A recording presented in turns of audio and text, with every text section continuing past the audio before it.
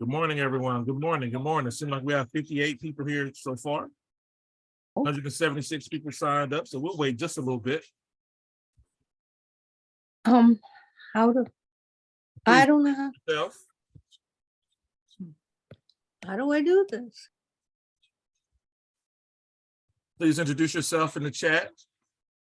Where you coming from, or where you're joining us from.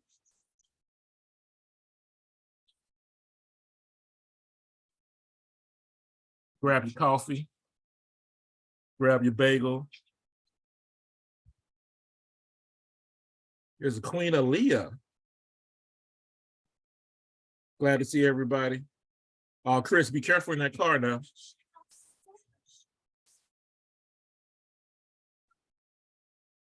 Welcome, everyone. Welcome, everybody. Glad to see everybody. Black History Nerds, January 21st. We have a wonderful presentation for you all today. Glad to see all my Buffalo people here.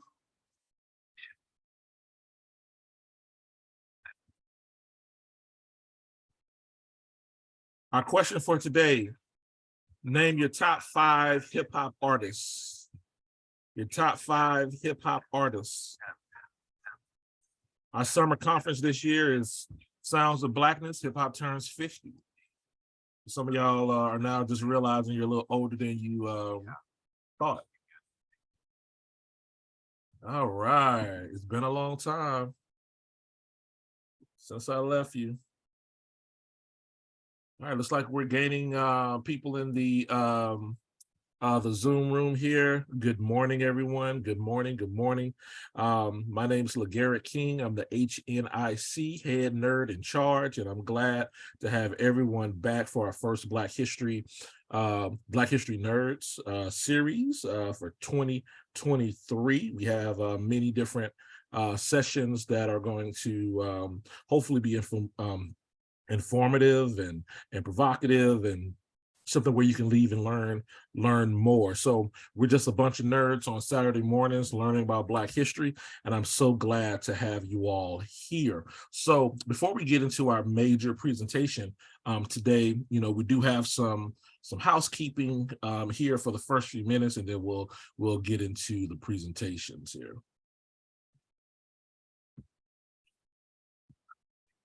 All right, so for our new people, this is the University of Buffalo's Center for K-12 Black History and Racial Literacy Education. Our primary goal is to improve the teaching and learning of Black history and race and racial literacy education throughout classrooms all over this country. We have 4 basic missions that we ascribe to for all of our professional development and also research. So our first goal is to provide really exciting research around the notions of Black history education. And while we can focus on what's going wrong with Black history education, like, Florida not accepting the advanced placement of African-American history course there, we really focus on, what's going right with Black history education. And we really are very excited about the research projects that we've completed and research project that we're going to do in the future. Also education, professional development with teacher and student learning, networking, where we combine Black history educators from all over the country to know each other and know what they're doing, and also advocacy. We preach advocacy and around notions of Black history education as well as racial literacy education. And please do not be shy to contact us for any of those particular reasons. Our signature program is our Teaching Black History Conference, which happens over the summer. This is our 6th conference. This is the 2nd conference in Buffalo. We had 4 other conferences before we got here. This year's theme is the Sounds of Blackness.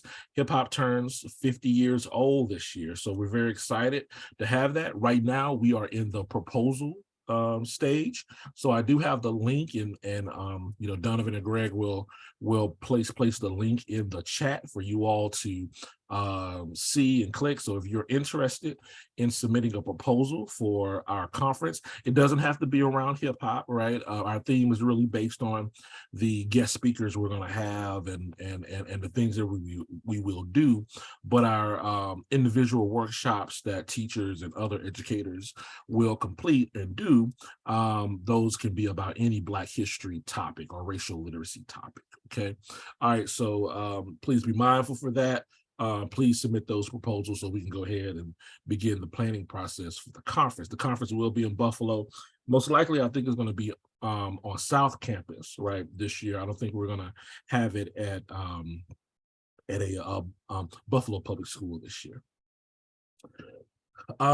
For people who would like to read more and learn more about aspects of Buffalo history, our reading nerds primary source this session will be by Henry Highland Garnett.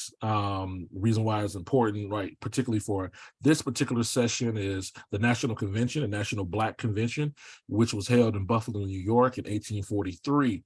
Mr. Highland Garnett, he was an abolitionist, right, who really believed in the freedom of Black folk, right?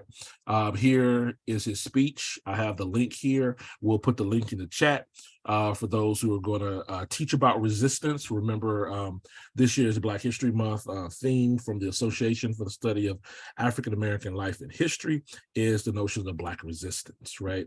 So if you would like to read about this notion of resistance by Highland Garnett, who was a contemporary of Frederick Douglass, a contemporary of Martin Delany, please, see this. And of course, Buffalo was the place where this national convention was held. And there were several different Black national conventions held, particularly in the 19th century. Also, if you're a person that likes to think about and you love the American Revolution and all that stuff, while you're reading his speech, just remember he is saying a lot of things that the white colonists were saying against the British, right? So just to give you a little heads up about this notion of freedom, resistance, and Black liberation. February 4th, just giving you a heads up, we'll put the link in the chat. This is the same link you registered for this particular session, but February 4th, which is not next week, but the week after, we have Dr. Shikike Akuyu from Clark Atlanta University, and he will be talking about From History to Destiny, what does it mean to be Black? And I think that's a very important presentation for people to come to. So I look forward to seeing you not next week, but the week after, and then we'll have 4 straight Black History Nerds sessions there. So before I have the group introduce themselves, for today, I definitely want you all to know who is part of the Center for K-12 Black History Education, because you may have them do a Black History Nerds here and there, depending on my availability. So Greg Simmons, please say hello. Hello, everybody. All right, so Greg is a graduate fellow at the Center of K-12 Black History and Racial Literacy. Also, Donovan, say hello. Morning, y'all. All right, and Donovan again is a graduate student at the Center for K-12 Black History Education. I also would like to introduce you all to Brittany Jones. Say hey, Brittany. Good morning, everybody. All right, so Brittany will be doing her Black History Nerds on the 18th, but the reason why I wanted Brittany to say hello is that Brittany will be joining the University of Buffalo Graduate School of Education in the fall, right? So we're really excited. And she's also going to be my assistant director for the center, so I'm really excited about that as well. So yeah, so and we have some more people that will be coming in with us later on this year. Richard, say hello. Good morning. And Daphne, say hello. Good morning, everybody. So as you see, we are really growing and growing with some outstanding people, and look for us to do some really great things as we are progressing.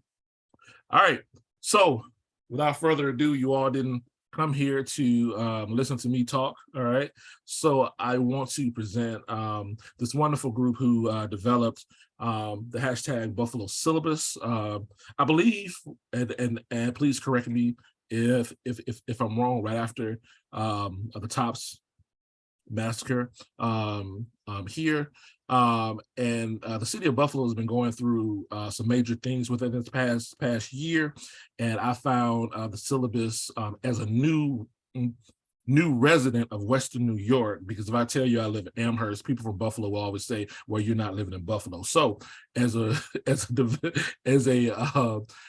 Western New Yorker, this syllabus really got me to really understand the history of Buffalo, New York, and everything that's going, to help me kind of understand the present. So without further ado, I would like to introduce you to a love letter to Buffalo, the Buffalo Syllabus and Digital Scholarship.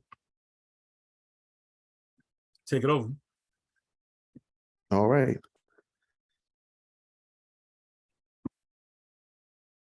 So good morning, everyone. I want to first and foremost thank the creators of this Black Nerd Saturday, where we all are gathered here today. My name is Robert Mays, Dr. Robert Mays. I am a clinical social worker by profession, but just to give you who I am at first, I give a further introduction of myself. But next I want to do is I really again, want to thank the leaders and organizers of this event for bringing us on and wanting us to impart wisdom and knowledge into the group. And after this, I also want to acknowledge the people in the massacre, unfortunately, right? It was a heinous act of white violence and terror. That is unfortunately a legacy of American legacy that has been enacted upon Black communities. So I want to take some time to initially just to give a moment of silence to the 10 people that were lost and kind of take a moment to pause as I read their names. So I want to give honor to the ancestor of Ruth Whitfield, Aaron Sauter Jr., Pearl Young, Roberta A. Drury, Celestine Cheney, Hayward Patterson, Andre McNeil, Catherine Massey, Geraldine Chapman, and Margaret D. Morrison.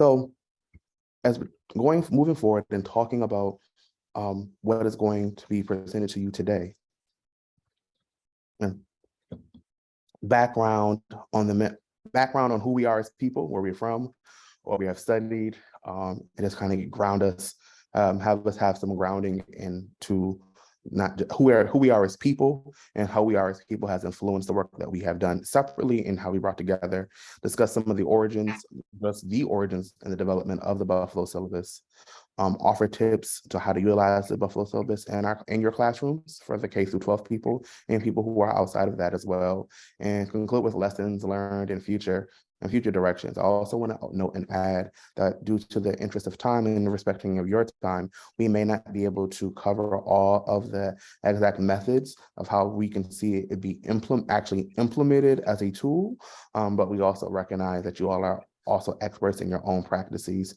and so we want to just respect your time as that as well. Okay, so hi everyone. My name is J Coley. They, them pronouns. I am a PhD candidate in the Department of Sociology at the University of Buffalo. I am an urban sociologist and public scholar who specializes in the areas of race and racism, social inequality, gentrification, and housing. Morning. My name is William Richardson. I'm a PhD candidate at Northwestern University. I'm from Buffalo, grew up on the east side, most of my family come out of the Perry Project. So for the local Buffalo people, you know the story. Most of my research is on urban settler colonialism and the intersection between indigenous erasure and Black disenfranchisement. And I also do fiction writing on the side, imagining futures in which white supremacy doesn't exist, with a little bit of magic and sci-fi thrown in there. Good afternoon, everyone. I am Tiana Wilson. Before I begin, I just want to thank Dr. King and the Center for K-12 Education for inviting us. It is truly an honor to talk about this collective project that we put so much labor and love into. And so also real quick, Robert, if you could let me know when we're transitioning to each slide, that'll be great because I can't pull up the notes as well. And so I am currently in Los Angeles. I'm finishing up my dissertation remotely. I'm pursuing a PhD in history from the University of Texas at Austin. And my dissertation is on Black and Brown women's collective organizing and coalition building for the 1970s into the current moment. And so I'm actually from Buffalo, born and raised, east side of Buffalo, Kenfield, Linksfield Projects area. I was educated through the Buffalo Public School District. So if we have any K-12 educators who are in the Buffalo Public School District, I would love to know which school you're teaching at, and that'd be great. And so, yes, and then I think the next person is. Yes, so thank you thank you to Dr. King and the Black Nerds again for having us as well. Again, my name is Robert Mays. I have a PhD from Morgan State University in social work. I am a social worker by training. My master's is also in social work, but I went to college at Temple University for neuroscience and Africana studies. So the intersection of Blackness and mental health is my passion. I too hail from the east side of Buffalo. I am a child of a K-12 educator. So my mother was Phyllis Mays. She's a retired Buffalo teacher for 30 years in Buffalo Public Schools. So K-12 education, the city of Buffalo was home. My family's been in the city of Buffalo for 3 generations. I really want to say almost 4 generations actually. And so Buffalo is home. And it is a pleasure and an honor to be able to talk to you about that. Like I said, my background is social work and mental health and the provision of mental health. I am a licensed independent clinical social worker where I do have my own private practice, and I treat children, adolescents, and young adults with regards to trauma. Trauma is my clinical expertise in particularly working with Black youth and adolescents and their families. Next slide, please. So our first question and how this will continue to go, I will, as I continue to kind of navigate the space, is ask these questions to the rest of the members of the group. What inspired the creation of the syllabus? How did the collective form, and what were the goals? And so Jay, your turn to speak. So as Dr. King alluded to earlier, this was born out of the white supremacist terrorist attack that occurred at the Tops on Jefferson Avenue in May. Like many people, the 4 members of the collective, we were on Twitter when this happened, and we were in horror. We've all heard about, mass shootings happening and domestic terrorism and things like that. But I know for myself, this was the first time I've been in a city where that occurred. So a lot of us got on Twitter and we're talking about the history of Buffalo and the fact that, honestly, from the massacre and also being a part of the Buffalo syllabus, I'm realizing so many people have ties to Buffalo. It's hard to find someone who doesn't have some kind of tie to Buffalo. So I was able to connect with Robert and Tiana and Will, and we decided we wanted to create the Buffalo syllabus. Thank you, Jay. Will. Yeah, so one of our big goals when we once Jay put out the call and we got into the group chat together, one of the big goals that we had was, well, actually, sorry, let me roll it back. One of the things we realized is that a lot of the conversation people were having about Buffalo was without any context, right? Especially with people acting as if it's a surprise, right? And we know that the shooter isn't from Buffalo, but this idea that somehow Buffalo was just this cool city, and then this guy came in and wreaked havoc on our community doesn't jive with the actual history of Buffalo. So one of our big goals was just people need context. They need to know what's different and special, unique about the city and the Black community in the city, to fully understand what happened, why it affected us the way it did, and what we can do going forward to help recover. Tiana? Yeah, you two definitely explained it really well. So I'll just continue to add what was already stated.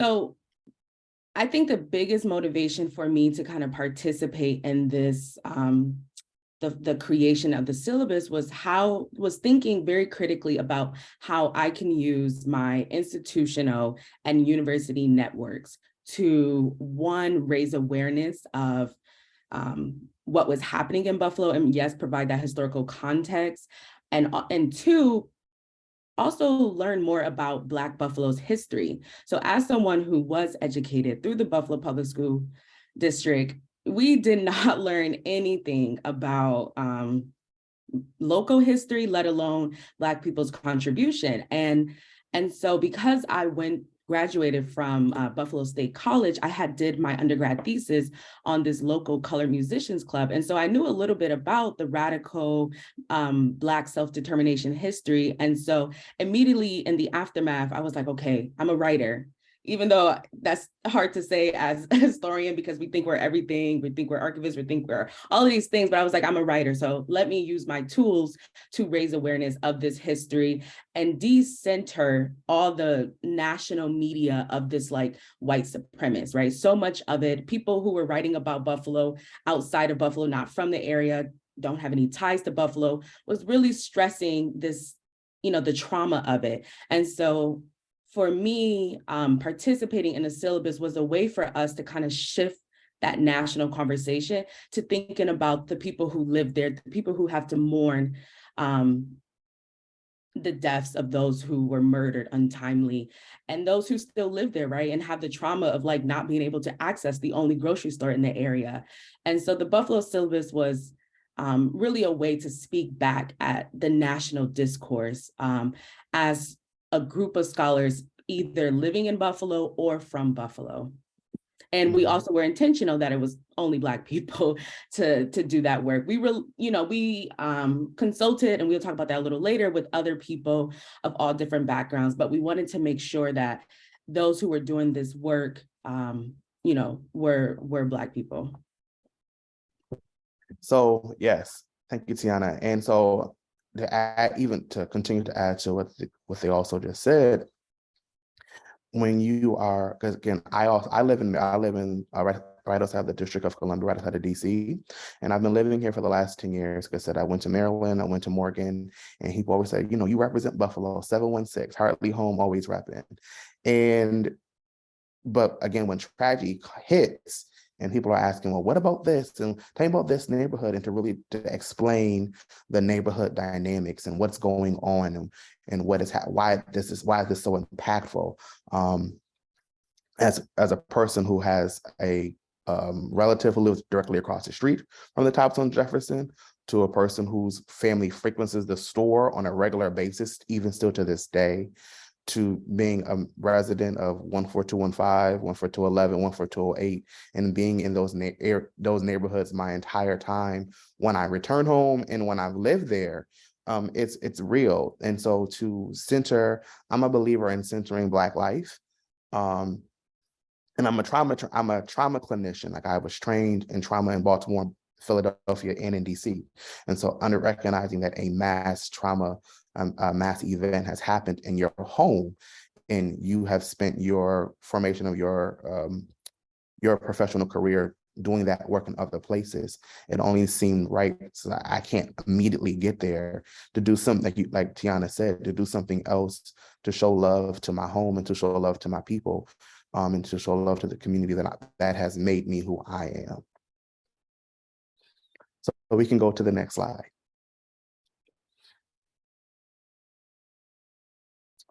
How is the Buffalo syllabus structured?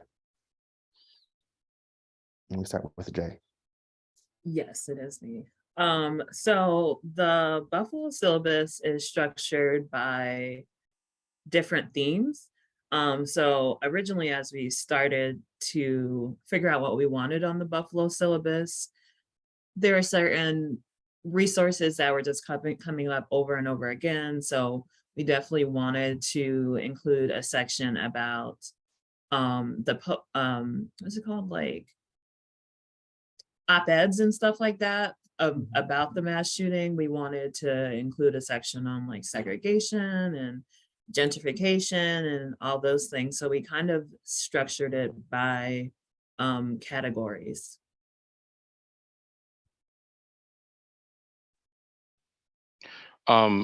So once we started getting the categories together, once we got like the general categories we want to put together, each of us with our own expertise kind of filled in with the sources that we knew and stuff that we had already, been working on in our own work, things we've read, things we know from, growing up in Buffalo. And then we decided at the beginning, we made this like a core part of how we was going to do this, is that we wanted this to be a broader community collaborative process. So not just like us academics getting together, putting these expert resources together and then just like throwing it out to the community, right? We know from our own lived experience, and I'm sure many of you know, that a lot of knowledge about communities, about cities are held by people who are not in the academy, right? As a sociologist, my work literally doesn't exist unless I interact with people, right? So we knew to make sure there was space for community contribution. So one of the things we did is we made sure to keep space for people to make submissions, and we got a lot of submissions to the syllabus. When we put it out there, I want to say like, I remember at least getting like 20 or 30 within like the first week or so of having it out there. And it was a lot to go through, but it was also like really good stuff, things that I didn't know existed. Like there's a YouTube channel, a Buffalo history YouTube channel that has lots of like old clips of different like Black history stuff in the United States. Didn't know existed, been watching it to this day since then. But yeah, so a lot of the stuff in there, you'll see that we credited people at the bottom who made community contributions to the syllabus too. Tiana. Yes, and I would just add to the importance of accessibility when we were creating the syllabus.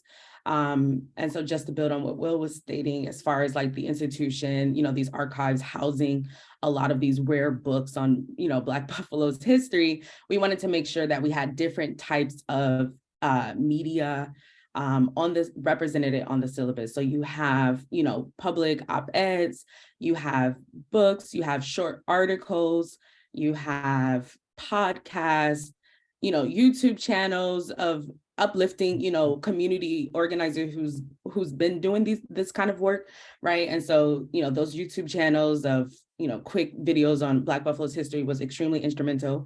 Documentaries, songs, right? Because we also was thinking very critically about having a syllabus that contextualize, the historical, the social, the economic history of Black Buffalo, but then not leaving it there, right? So providing some form of guidance or, Black joy to think about as we're mourning this tragedy. We also had sections on, the abolitionist, towards an abolitionist future, and healing and mourning and mutual aid, right? To think critically about the next steps, and we'll talk a little bit more about how we imagine this, evolving in the future.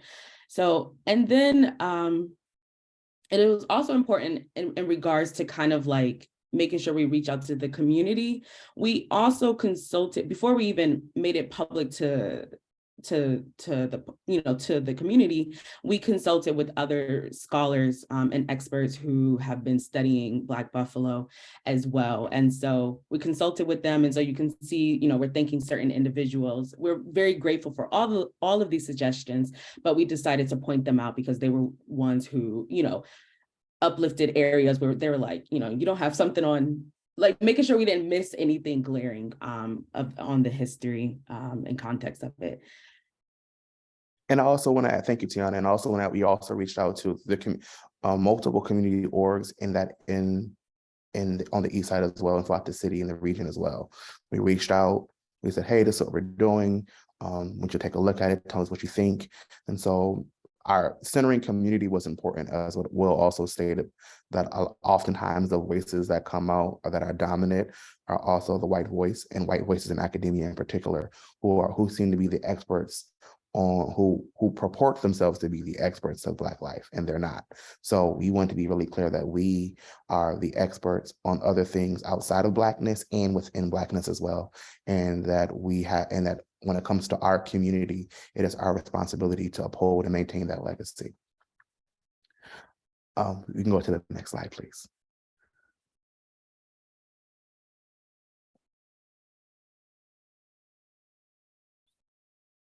So next, we're gonna let you know where you can find the syllabus. I think that's the next really important. So buffalosyllabus.com. Really simple, really easy. Again, that's what Tiana has expressed, accessibility. And it was really truly the accessibility project, right? So we didn't want it to be top heavy in a sense that we said before, only people in the academy have access to it. We wanted people who are community members to have access to it. K through 12 people have access to it. People outside of those spaces, if they're interested, people who want to make future commentary, right? And so now, when somebody wants to speak about Buffalo, and particularly the Black lived experience in the city of Buffalo, then you have a resource that has archived and gathered that data about Black life by Black people, and it's centered in that. So we did that, and we have, like you said, it has multimedia, the op-eds, books, articles, and you have all of that centered, and it's a living, it's breathing, it's living. And submissions can still be submitted. We still are looking and gathering information and to continue to build, because it doesn't just stop at this one moment.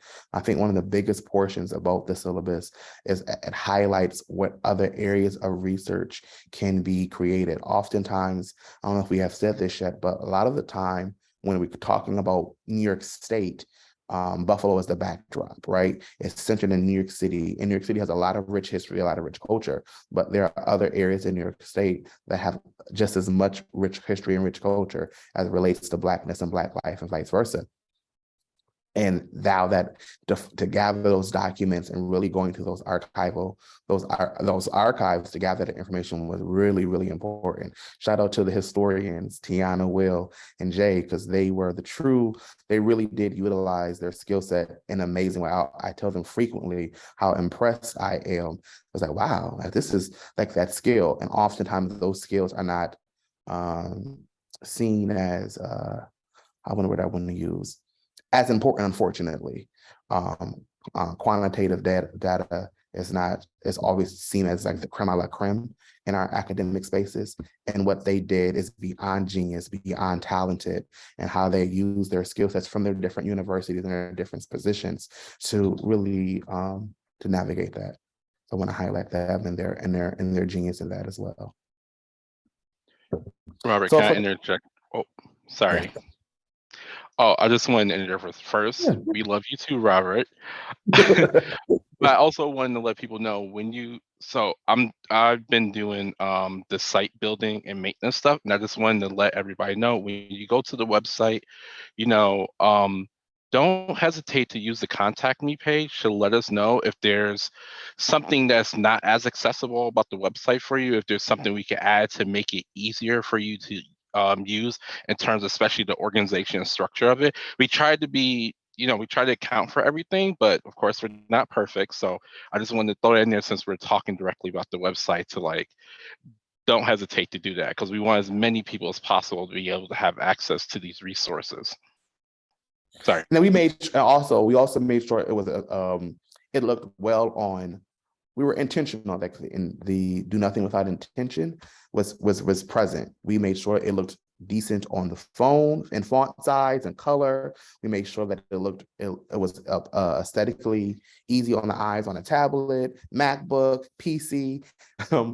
Make sure that it was accessible from different standpoints. I mean, just the clicking and making sure that the actual access of the name, the link was accessible as well. That was really important to us, that it was clear, that it was concise, and that people could access it with internet access. So we are at 11:40. So in the interest of time, I would like to have Tiana demonstrate how one can use a source towards an abolitionist future, and then from there we're going to go into questions and answers, and also following back up with the other members of our team. So Tiana. Sounds good. We definitely wanted to make sure we're opening it up to Q&A at the 45-minute mark because we definitely want to let this be conversational. So I'll try to be extremely brief because I think we have one other question about where we see this going forward, and I think that's very important. And so I just wanted to make sure that folks who were, K through 12 teachers, or those who are in the social studies education program or educators, that they have some sort of example modeling, that pedagogy, we love to see it, type of example for how one could use the syllabus in their classroom. So I decided to pick a source from Toward an Abolitionist Future section. And you can see the website that is linked at the, well, it's not, you all can't probably access the link, but it's the Free the People, Western New York. And this is a group who is a coalition of formerly incarcerated people, activists, organizers, and attorneys who are thinking about alternative, who are thinking about alternative ways of community building that is not centered on carcerality or crime and punishment. And so with this document, basically we linked their 13 demands, their 13 demands to the city of Buffalo and how the Buffalo Police Department, what they can do to be accountable and to reduce harm in the community. So out of the 13, I basically, created this little chart highlighting just 5 of those. And so if you were using this in a classroom, make sure I'm not speaking too long. So if you're using this in a classroom, right, you can think about how breaking down each demand is extremely important for how one could implement abolitionist practice in the everyday, right? So many people get terrified of the concept of abolition. And especially with Buffalo's history of, policing and Mayor Brown and a hyper surveillance of, especially of that community that was impacted by the mass shooting, right? The first response to the mass shooting was, well, we need more police at the grocery store, right? And that's not considering the community that was harmed, right? And so here are just some examples, right? Getting police out of the schools, increasing transparency of police policy activities and cameras, reallocating resources, right? That's a huge proponent of abolitionist organizing and abolitionist, abolitionists in practice, right? And so allocating less money to the police budget and more into reform and community support, just to name a few. And then, I'm just gonna stop sharing my screen because I can't go back. So yeah, so that's just an example of how one could use it. And you can even have with each demand, right? You can piece apart each demand and probably assign even like a snippet of different selections of readings from the other sections as well.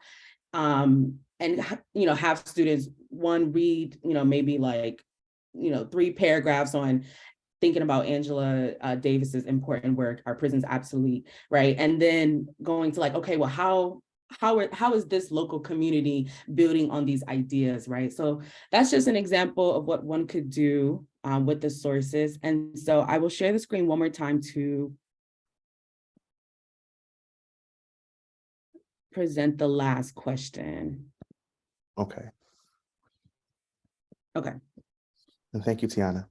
So our last question is, how do you see the Buffalo syllabus evolving? What are the future directions? What's next? Oftentimes, when we're talking about history, we in the past, but what we can, I believe, especially this season and this generation of thinkers and scholars, how do we see it moving forward? And I believe that we have a requirement to uphold how to move it forward. So Jay, you go first. Yeah.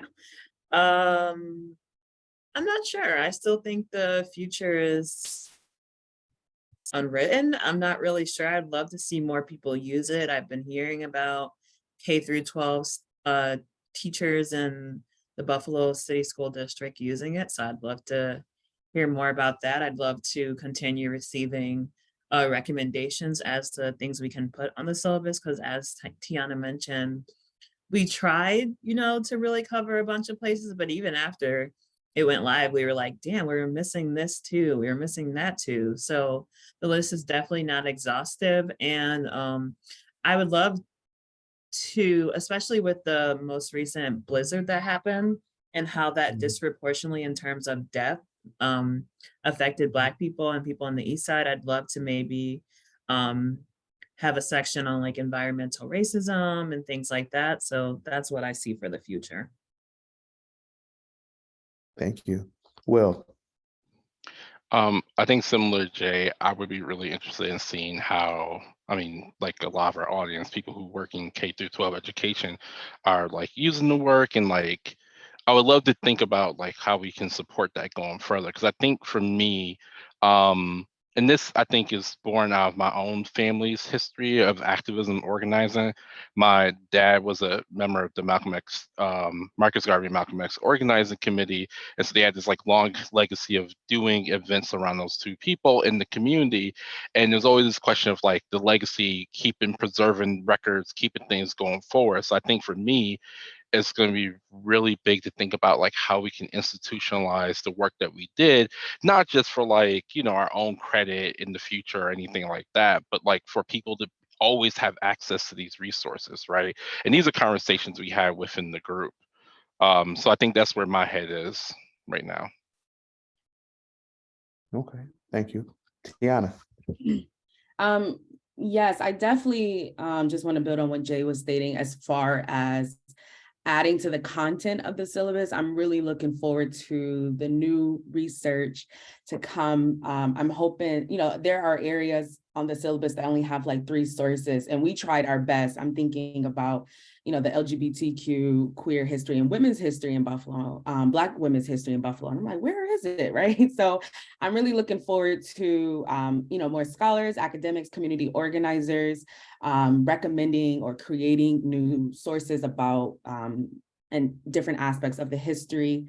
And we also talked, and we're still trying to figure out the logistics of it, but in the near future, we are hoping to expand the syllabus to possibly have including some form of photo and video submissions. And so that way you're preserving this history, but then it gets into like credits and copyrights.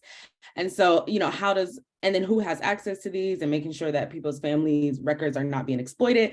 So we're thinking very critically about what does digital scholarship, a digital archive look like, and how can you do it ethically, right, in this time and age. And so I would say that's something that we hope to do within the next 3 years. And I think the biggest thing is just making sure that this is just not a phase, right? Like that people in the city of Buffalo are continuing to have this conversation, because Buffalo's racism is real. Like, like the city of good neighbors, please, right? And so how could everyday Black people living in that community also have access to this history as well, right? And how can we get the K through 12 educators, especially in the public school district, who have plenty of opportunities to talk about this, how can we get them utilizing these sources? So, for us, we're going to continue doing our part, and we are open to coming to anyone's classes. Well, some of us, we're all trying to complete the dissertation too as well. But, just to kind of think about, we are committed to this as a long project and not just in the wake of a crisis, right? Mhm. Thank you, Tiana. I'll add, when I was at Temple, they used to have this philosophical argument about what is Black studies and should we just be teaching or what should we be doing? And being a social worker, most of that is Black history has always been done, right? It is not just stayed in the walls of a school. It's always been grounded in community, and it's always been grounded in the work and the mutual aid societies and people actually mobilizing and being in community with people in community, actually meeting face to face, doing consistent ongoing programming to support and to be visible. And this is just part of the work. I have a good friend of mine who's also a social worker, and she would always, we talk about, as we're clinicians, especially doing Black healing work, and we always say all the tools are necessary. Me and Christine always say all the tools, that we need all the tools. We need the teachers, we need the healers, we need traditional indigenous medicine, we need, I'm a Christian, I said we need Jesus, we need all the tools, we need Western medicine, we need Eastern medicine. All the tools are necessary to fight against white supremacy and the dominance of whiteness and white violence, and to stop the purveyors of white violence, both passive and active. So that is how I see the syllabus. It's just one of the tools. And again, and also what these other scholars have stated, that other scholars need to be interested and to write the histories. It's such a rich history. I live in Maryland, again, and there's so much history about Black Maryland and the Black history of Maryland and Black social work and how Black social work predated the social work that we exist in today. That is Black studies. That is essentially Black studies in the mutual aid societies. And so if we can contextualize that into our other institutions and reground that and reclaim that and recontextualize that, I believe that this syllabus should just be the beginning of many, and I think other communities as well. And it doesn't have to be birthed out of violence, right? Unfortunately, the other ones were from the Ferguson syllabus, the Baltimore syllabus, those were, and the Charleston syllabus were birthed out of violence. We shouldn't have to wait until violence happens for us to produce this knowledge. And again, it is not to knock the work that we have done. It's just that it's sad that that's when it's wanted. But we can do that before the violence occurs. So is there before we go to the question and answer, we have interest of time, is anything else the wonderful collective that I'm a part of has to add or wants to share before we go to the question and answer period?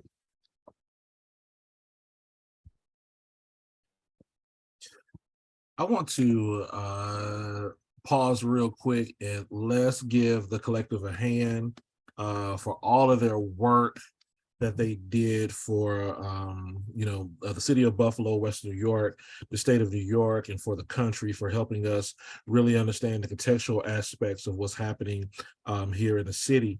I am definitely, appreciative as a Black history educator for the curated pieces. And I'll just let you all know, if you all want to sit down and talk about K-12 research and using the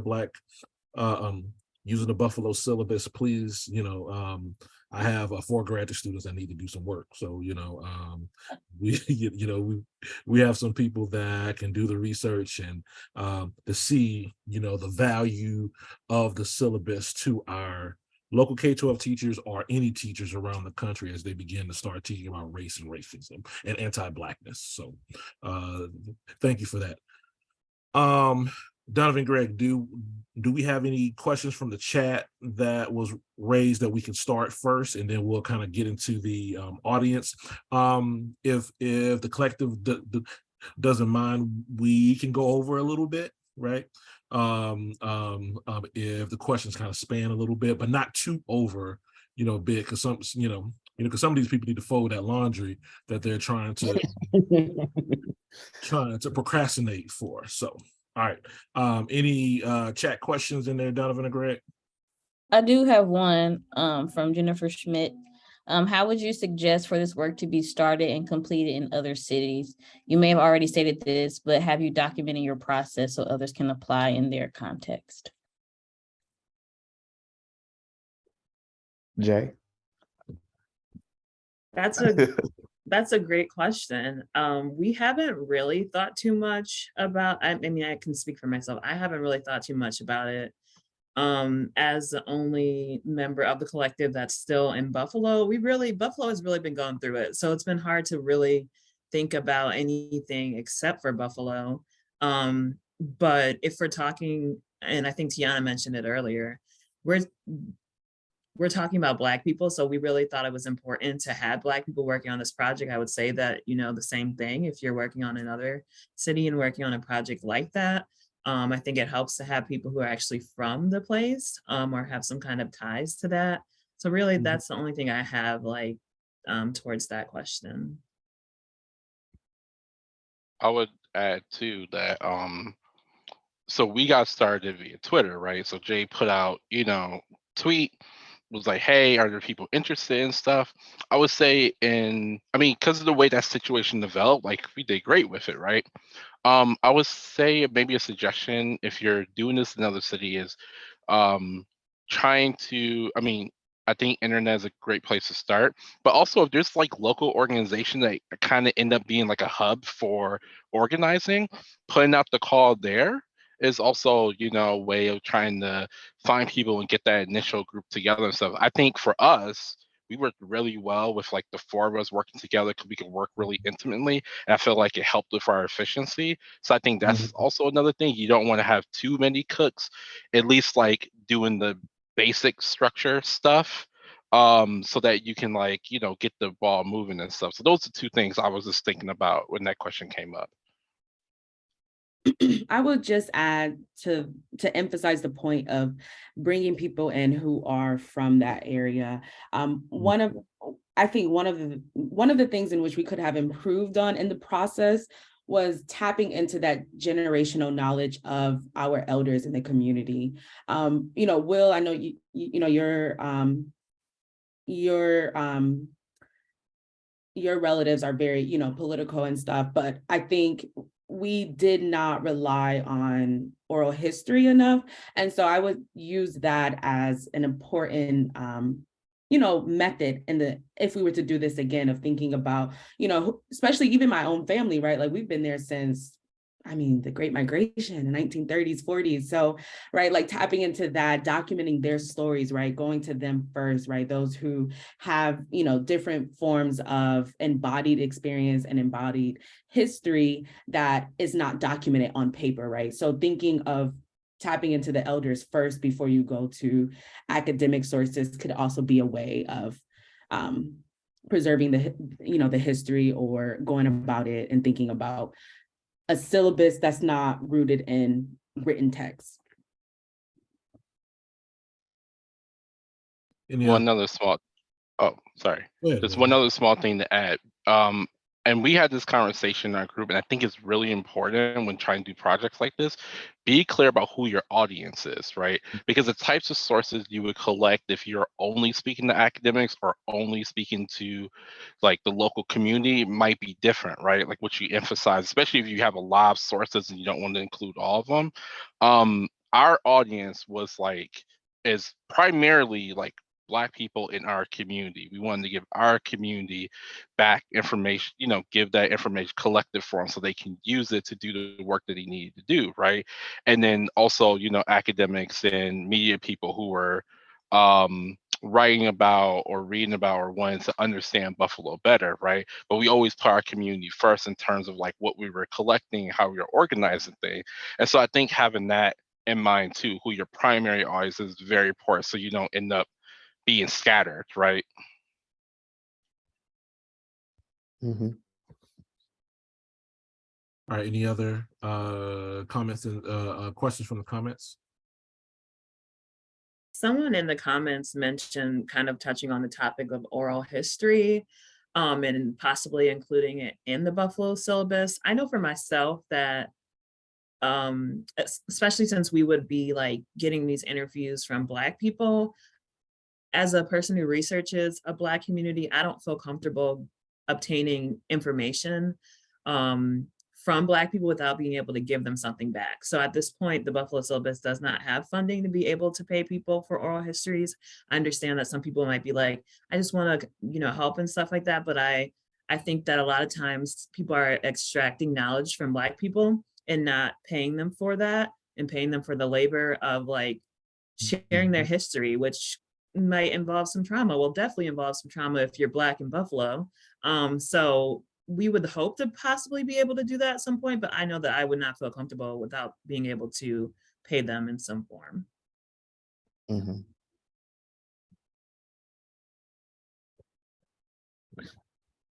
I think there.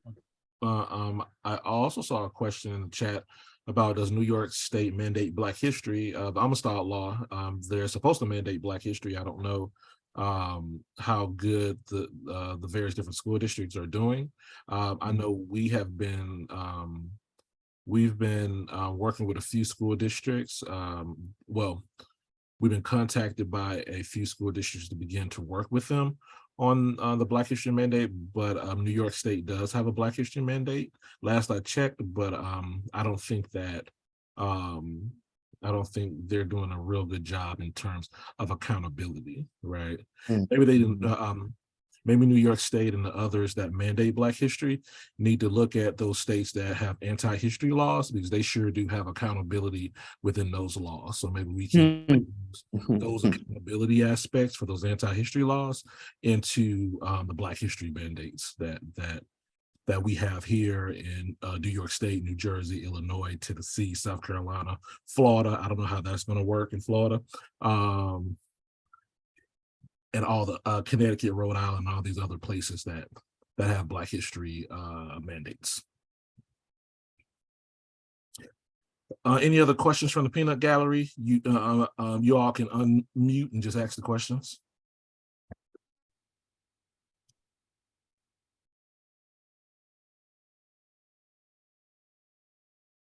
I saw a question from Nomi. I hope I'm pronouncing your name right, asking about how white supremacists or white voices dominate conversations after tragedies, and like suggestions on how we can push back on this both within the academy and community.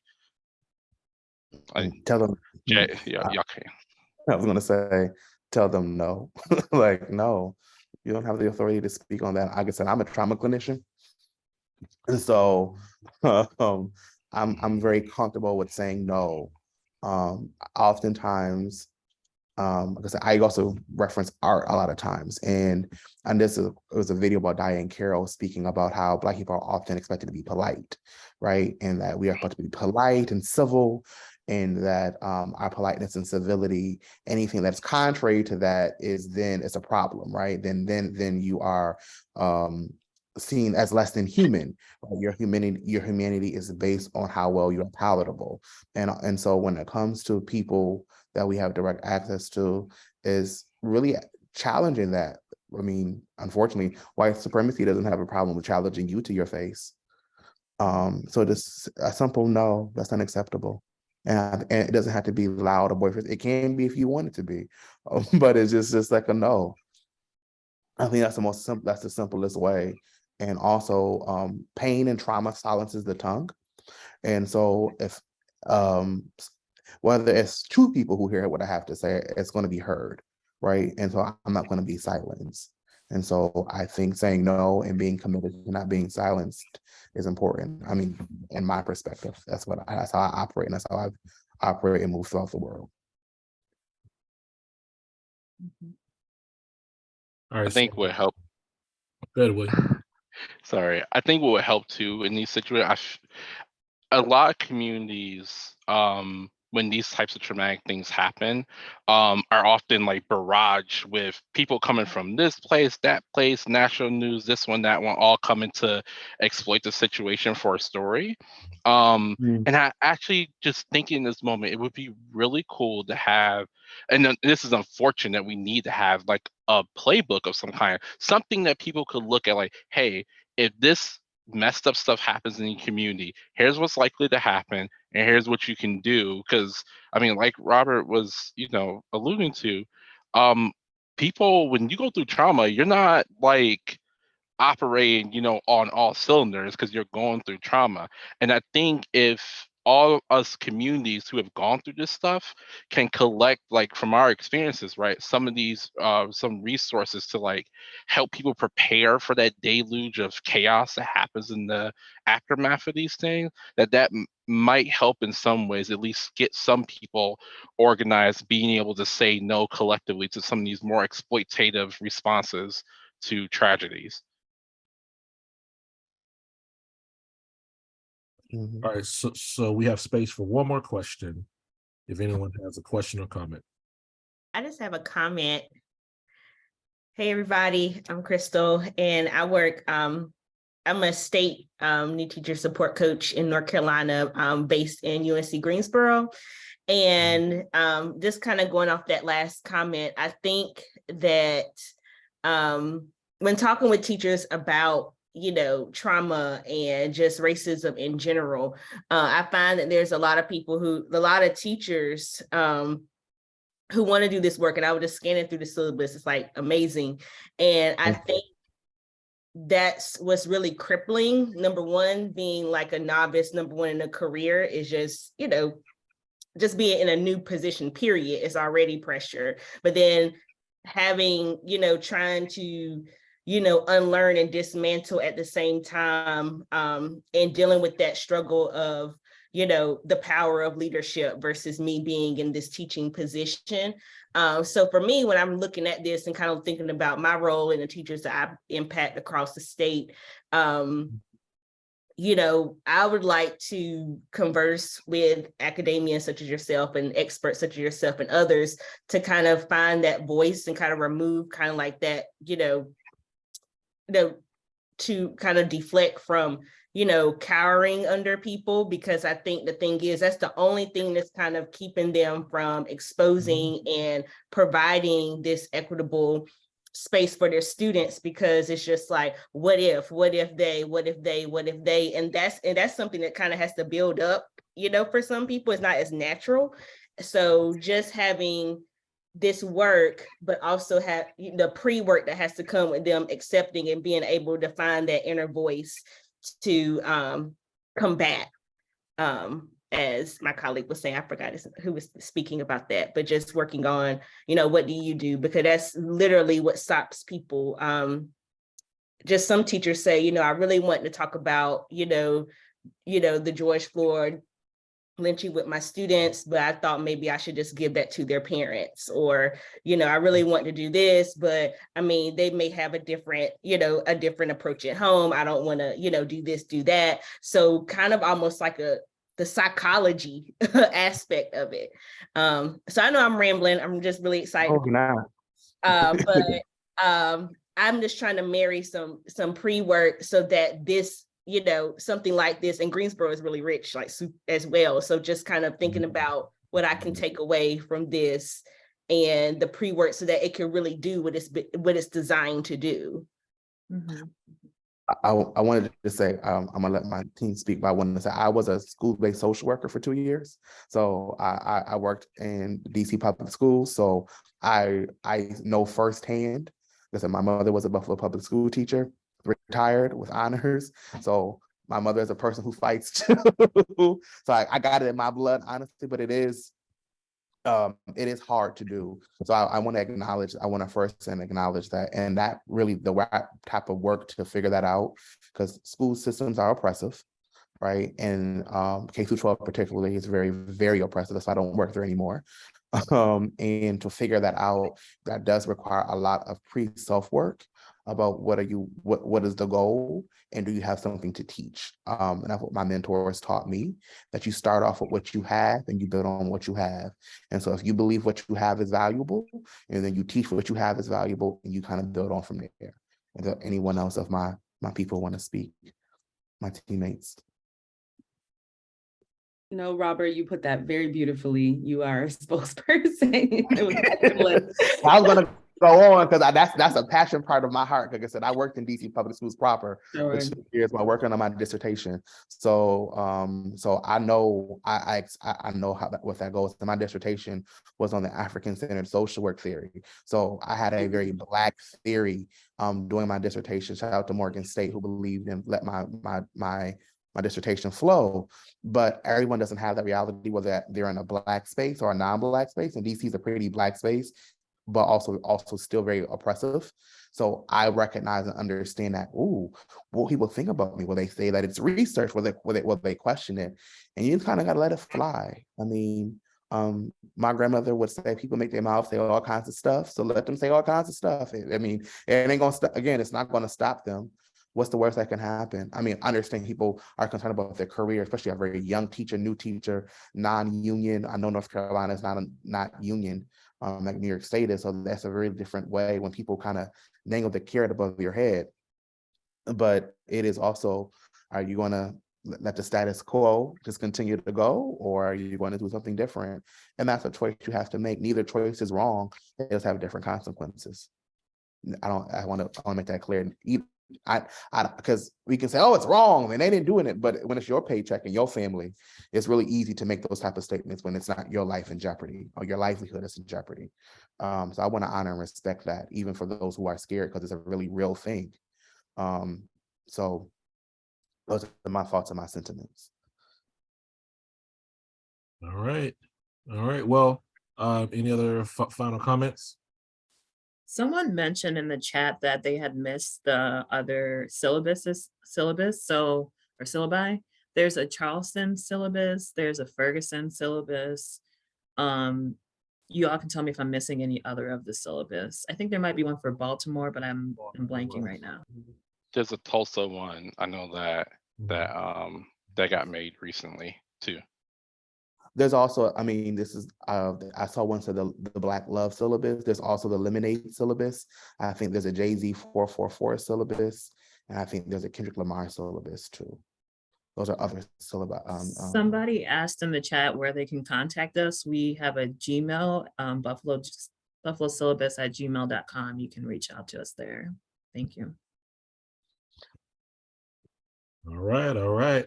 Well, again, let's give Jay, Robert, William, and Tiana a hand again for their their time on a Saturday morning, right, to talk to us nerds here and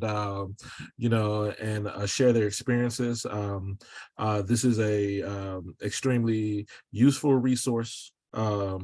We at the center, we're definitely going to use the resource in our teacher ed classes. I know a lot of people in our department use the resource to teach our students who will be staying in the West New York area. So we are indebted to you all's work, and we really appreciate your work, and thank you for curating these resources for us. And again, like I said, we can start that research, in those K-12 schoolings, and after you all get those jobs, then maybe we can sit down and talk about grants and stuff for the oral histories and everything like that. So everybody, again, we appreciate all your time. The recording I'll send the recording soon. Don't be bothering me over this weekend. You will receive the recording. All right, I'll put everything in the email.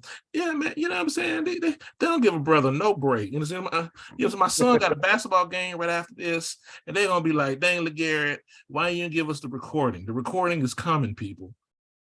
Recording is coming. I see my boy bust some butts, man, but the recording is coming. All right.